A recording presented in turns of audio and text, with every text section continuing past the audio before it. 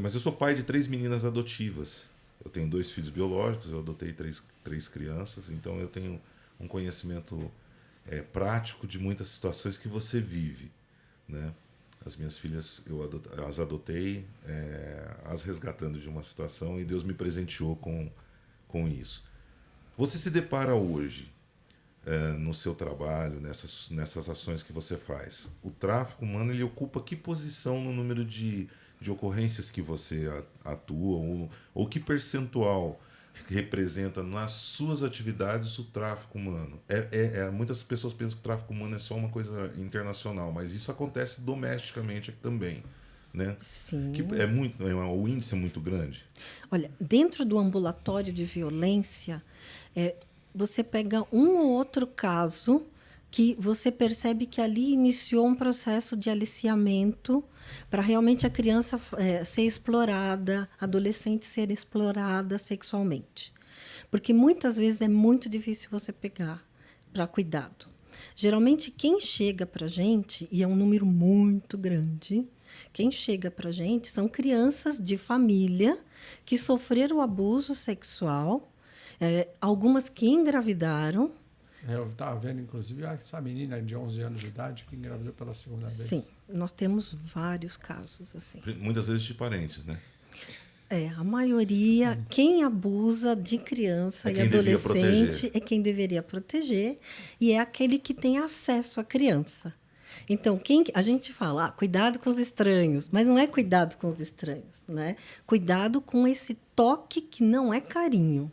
E hoje as crianças e os adolescentes, eles estão aprendendo várias formas de pedir socorro, né? Sim.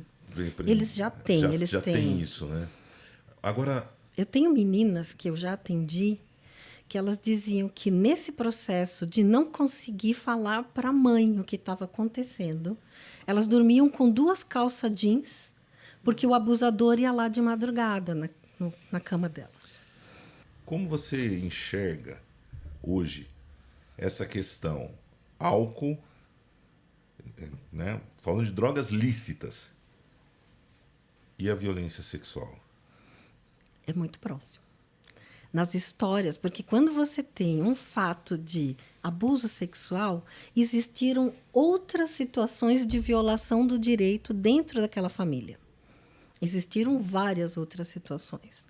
Às vezes, por exemplo, tem um parente que ele abusa de todas as gerações. Nossa. Alguém fala, não, coitadinho, não, ele não sabe assim. Às vezes ele é o último filho daquele casal idoso e eles deixam a coisa rolar. Então, assim, existe. Problema, né? Então, o primeiro passo de prevenção é dentro da casa da gente. Mas se torna muito difícil prevenir dentro de casa hoje, com as ferramentas e limitações impostas, né? Como não é uma interrupção, mas é para dar sequência nessa sua linha de raciocínio. O Estatuto da Criança e do Adolescente ajuda nesse aspecto? Ajuda porque ele diz para você o que é permitido. Ele diz para você os limites. Então, esse ano, eu falo com as mãos, desculpa. Você pode falar. Você não fala com as mãos. Foi criado. Sua esposa fala com sorriso. Isso é maravilhoso. Esse ano foi promulgada a lei Henri Borel, que realmente ela estabelece alguns limites e ela entra nas nossas leis de defesa da criança e do adolescente. Ou seja, ela cria. Você tem uma medida protetiva em situações de família que a criança está sendo maus tratos, está sofrendo alguma situação. É importante. É importante afastar. Quem que tem que ser afastado? Não é a criança que tem que ir para o abrigo. É o ofensor que tem que sair desse espaço familiar. Né?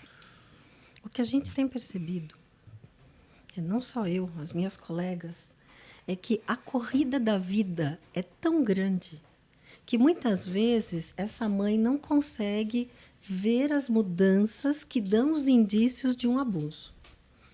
Caramba! Não consegue ver.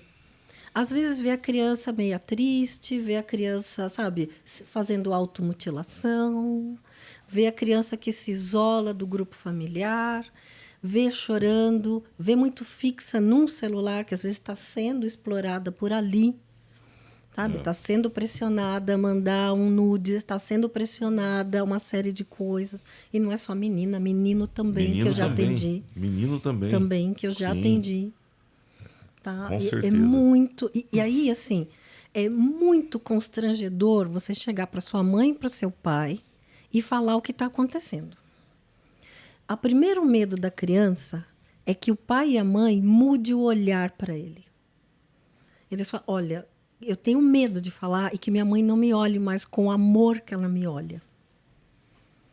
Então, são muitos medos. Eles são culpados, né? E também se sente culpado. Fala, mas por que eu fiz que essa pessoa está falando essas besteiras para mim? Então, é porque, assim, é pouco tempo de vivência. Faz o quê? Faz 8 anos, faz 12 anos que saiu de uma barriga. Sabe? Que nasceu. Não tem estrutura, não conhece o mundo, não conhece as relações. E muitas vezes foi gerado por outra criança, né? Às vezes foi. Queria fazer uma pergunta. E o que mais existe, assim, a gente percebe que o abuso, muitas vezes, o abuso sexual, ele é transgeracional. Então, eu atendo mães arrasadíssimas, que com a mesma idade da filha foram abusadas também. Muitas vezes pelo pai, que a filha sofreu abuso pelo avô. Também, tem muito avô.